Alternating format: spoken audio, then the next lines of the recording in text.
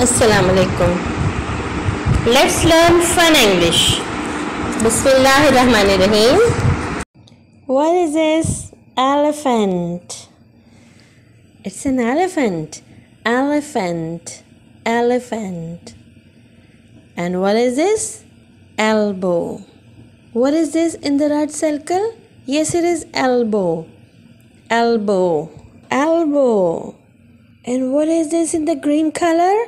Amaret. Amaret. Amaret. You can see this amaret in the ring of your mother. Elephant. What is the initial sound of the elephant? Elephant. Elbow. What is the initial sound of the elbow? Elbow. And what is the initial sound of the amaret?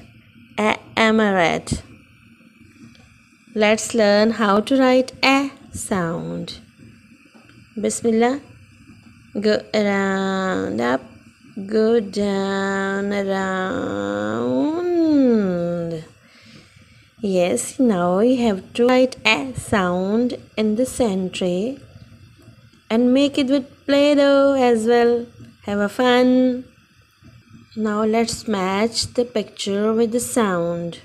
Volcano, a volcano, no.